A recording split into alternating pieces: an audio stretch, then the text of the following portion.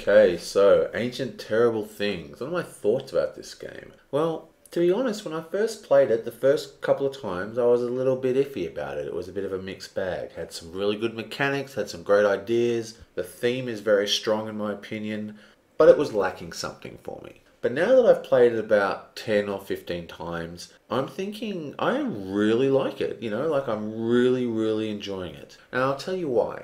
Well, of course I'm going to tell you why. It's because that's the whole point of this video, is to tell you why. But anyway, basically, a while ago I did a video on Eldritch Horror, and I talked about what I believe is the psychology in gamers behind why rolling die is fun. And basically what it comes down to is understanding risk and expecting reward. And what I mean by that is, just to go over that same ground, is that what makes dice rolling fun, for me at least, and from what I seem to observe in others, is that you need to know exactly what you're rolling for. You need to have some kind of idea of the risk of that roll, and the chances of not attaining the roll has to have consequences that really matter. Right? That's why, shooting craps when you're gambling is a really exciting dice roll, because there's so much riding on it. How a lot of people, when they gamble, because of the money, it heightens all these risk-reward feelings. Anyway, the thing about this game is that the dice rolling is actually pretty hard. The choices are split between getting the card and slowing the tempo of the game, because the game is quite quick. There's only 13 tokens on the board, which means that if you fail 13 cards, it's game over. Now, in a 4-player game, that can go pretty quickly. You only need a couple of rounds with everybody failing and you're practically over. So you can either slow the tempo of the game down and gain your cards, right? In which case you have to do desperate rolling, because some of them are quite hard, and spend tokens. And the tokens are really expensive. Like you spend a whole token, you get to roll 1 dice. So it's only adding a 1 in 6 chance. So if you're going for a straight and you can only afford to re-roll 2 dice, is it worth spending that 2 coin? Or should you use that money to gain tokens and set you up to be more powerful on your next turn? And these choices, they're quite fun choices, and they really make, whoa, I'm going to roll the dice, yes! Oh no, I stuffed up, because there's a huge chance that you're going to roll and you're going to make your hand worse. And you see this in a lot of hand-based dice games, this reminds me a lot of games like Court of the King and stuff like that. Have very similar ideas behind them on the dice mechanics, while games like Elder Sign are just basically Yahtzee. Now, what this means is, in a game like Elder Sign, the dice roll is never finalized. You can always modify it. You have so many tricks. So the event of rolling the dice doesn't have that same, oh, come on, luck gods, do it! Because you know that you can just keep spending, clue tokens and re-rolling. Or you go, oh, well, I like that die. I'll just take every other dice and leave that die alone, which you can't do in this game. And I don't know, I find that the dice rolling is very exciting, but it's difficult. The choices are difficult, and that's why my first earlier bunch of games I didn't enjoy as much, because I really felt that it was too hard and the games were going really quick. Like, our group was burning through the Ancient Terrible Thing track and we were only getting a couple of turns each. But now that we've got a better understanding of the risk of the reward, and also a better understanding of the point spread, the way the points are spread throughout the cards, those choices of when to roll and how to roll and when to spend and how much the tokens are actually worth really, really beef the game up into a whole nother level. On top of that, I think the theme is really good. Now, this is a typical example of a game where mechanics don't drive the theme. Like, the mechanisms of the game don't drive the theme at all. You could, if you were clever enough and you renamed all the little different pieces, you could theme it into anything. There's no theme built into how the game functions. But that being said, the theme of the game, if you think of theme rather than a driver of mechanisms, but as an overview that ties the game together, the theme is extremely strong in this game. I love the idea that you can't stop the terrible thing from happening. It always happens, All you can do is survive it, and only one player will survive it. And the way they survive it is by collecting VPs, but the VPs are called ancient secrets. So the more they learn about what is going on, the greater they are able to survive the terrible thing or avoid the calamitous event. Great little bit of theming right there. And everything's like that, like the focus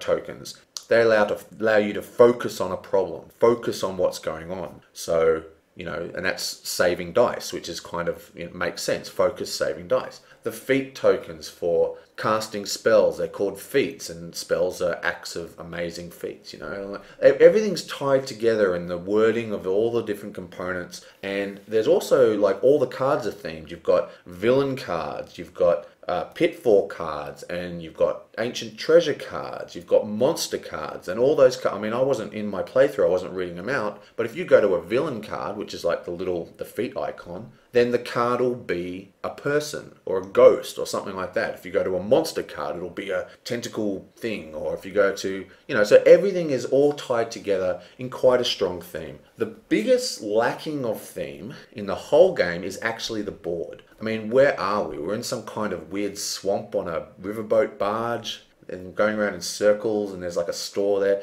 That doesn't really make a lot of thematic sense to me. But apart from that, the theme is actually very strong, and I really like it. I really thought it was quite well done.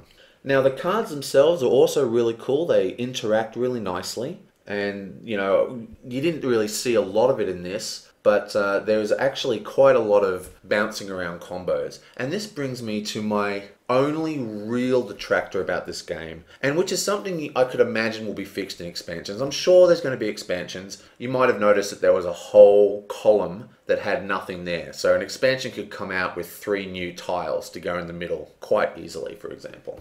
But anyway, my biggest problem is that, just talking about Elder Sign again, I don't want to liken this too much to Elder Sign because I think they're quite different games, but Elder Sign gives the player this great feeling of building themselves up and gaining all this, arcane knowledge about the horrible things going on in the museum, and using that power, they're able to vastly modify their hand. Like, they can roll the dice and then they can add things and change things and futz with it and do all sorts of really cool stuff. You can never really do that in this game.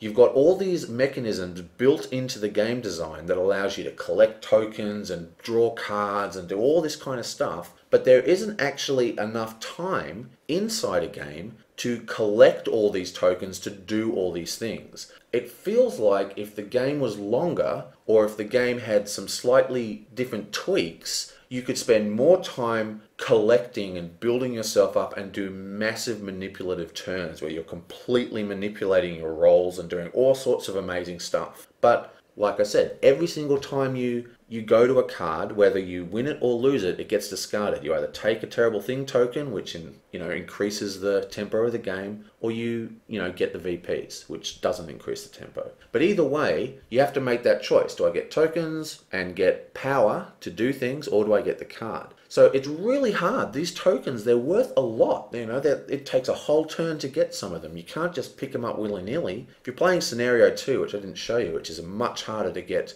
the focus tokens, for example, then, it's a huge deal. So the mechanics and the way that you can draw cards and draw tokens, it never gives the player the power that they can see in the mechanisms. They go, well, I should be able to do this and get all these tokens, and then I can roll these dice, and then I can cast this card, and then I can pull this card out of the graveyard, and I can do this, swag thing. And no, you can't actually do that. There actually isn't a way to collect those tokens and keep the game tempo slow. And that's a real disappointment. I really wish that there was more of a way to really manipulate your dice rolls. Like, it just feels like, I know, there's all this stuff in there that's actually in the game, but we can't really access it. Or you can only access one really nice, fancy, change everything roll in the entire game. Like, for example, that roll I did in the playthrough where I got 5 of kind 4 or higher I used a whole bunch of different cards. That kind of thing is awesome. It's really fun to do, but you can only do it once, if you're lucky. You should be able to do that 2 or 3 times or constantly, something, I don't know.